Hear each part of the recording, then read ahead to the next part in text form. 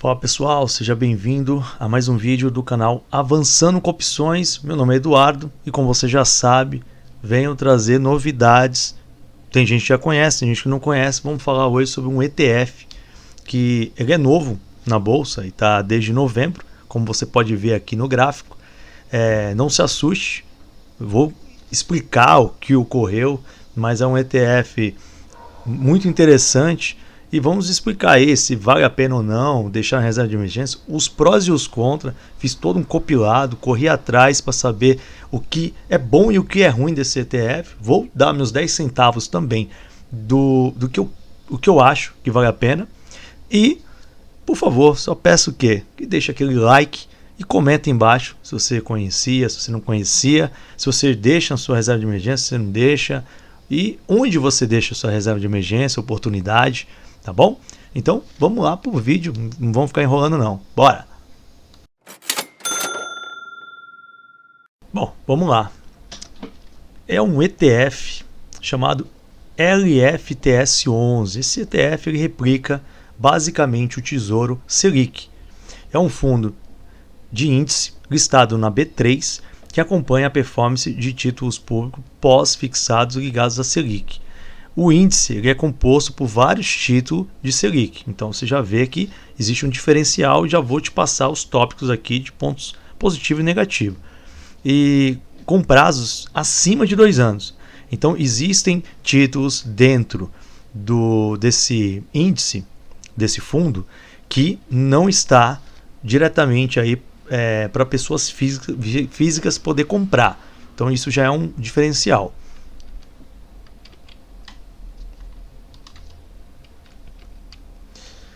Posso usar ele com reserva de emergência, reserva de oportunidade? Eu vou te falar que sim. Por quê? O risco que ele tem é risco governo. Então, por esse motivo, é interessante para reserva de emergência e também reserva de oportunidade. Ele, caso a gestora, a gente está agora sofrendo vários problemas aí de gestão em questão de bancos e também empresas que até então eram confiáveis, e a gente pega aí balanços complicados. Mas o que acontece com esse tipo de ETF, esse fundo?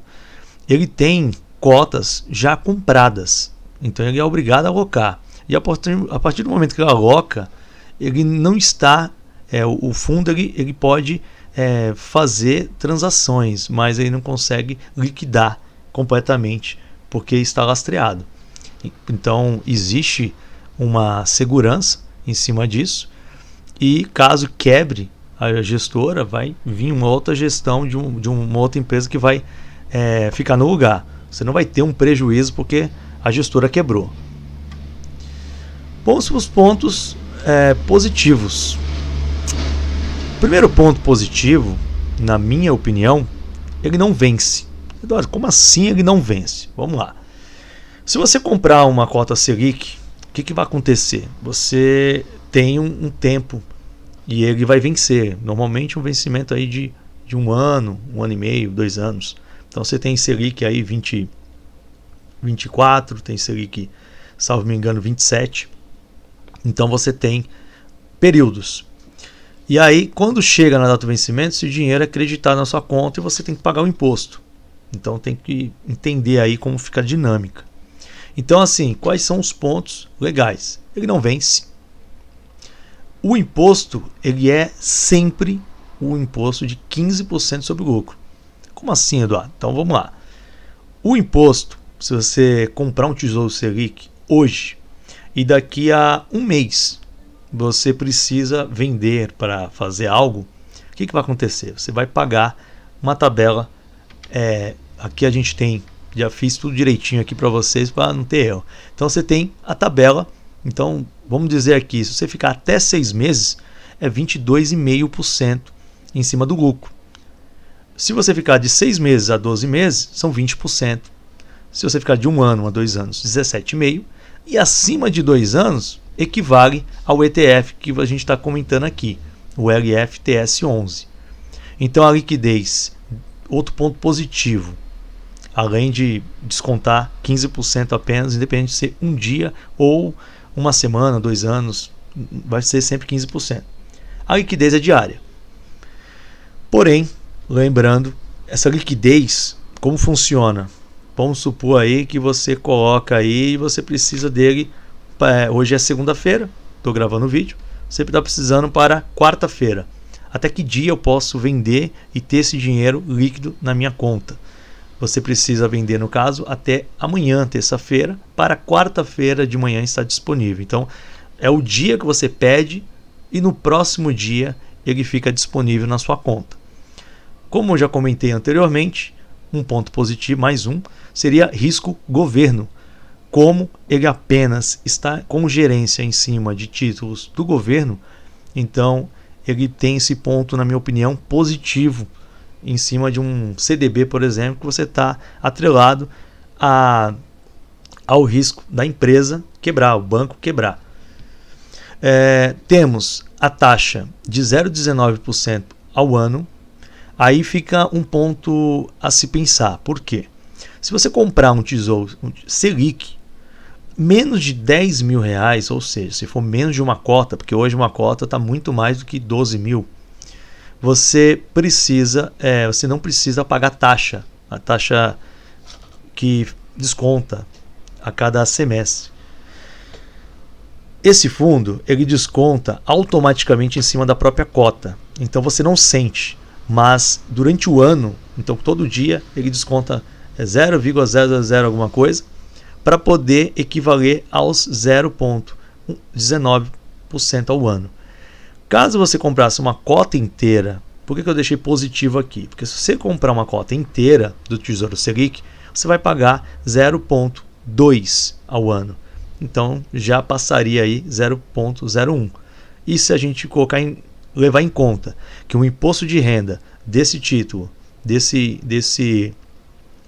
ETF, já é 15% automático, então ele fica na frente do próprio Tesouro Selic.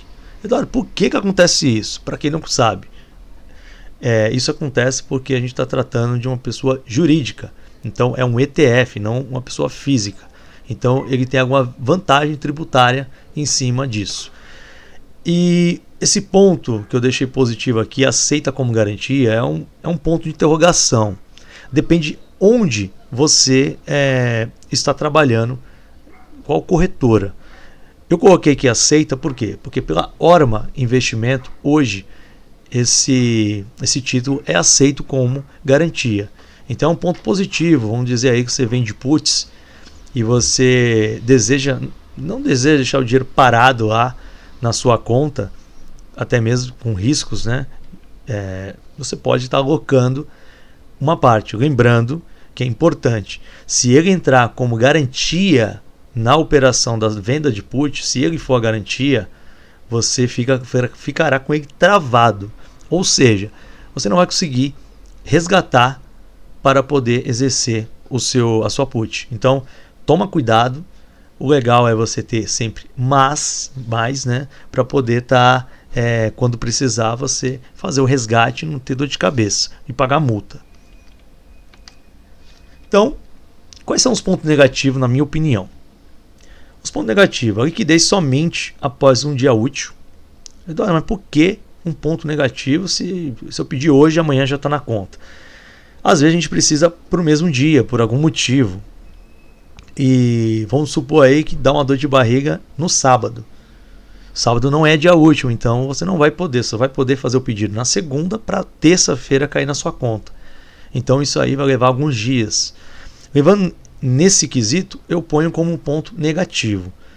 Mas Eduardo, então o que você acha legal? Eu acho legal você não ter somente o LFTS11, por exemplo, como um fundo de reserva de oportunidade, de emergência. Você pode também colocar ele, por exemplo, em contas fintech, né, como Nubank, PagSeguro, Mercado Pago.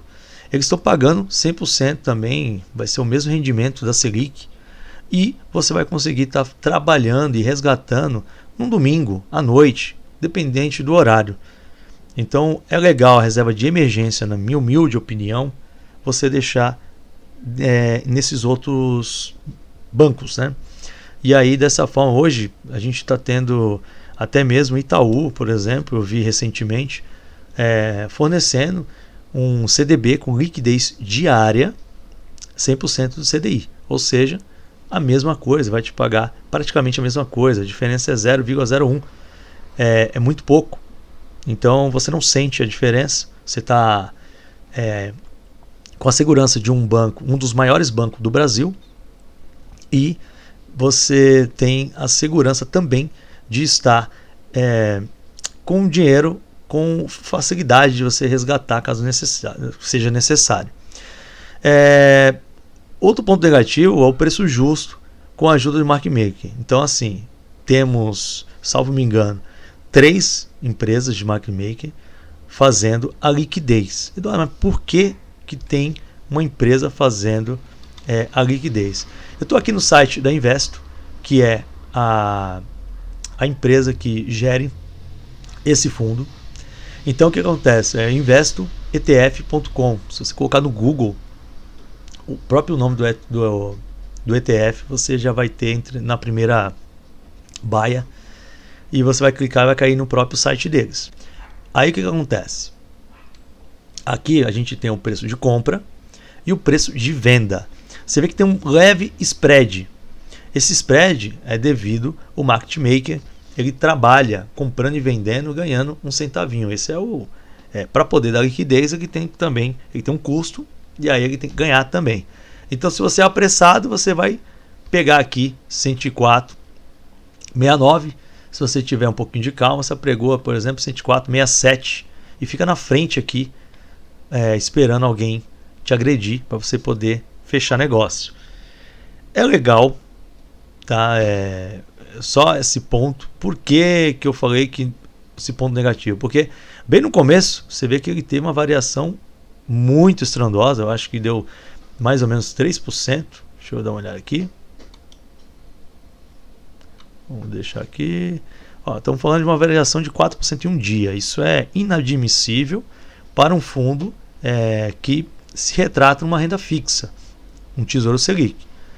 Porém, isso foi no começo. A gente tem que entender que nada no começo é perfeito. Então, eles foram se ajustando.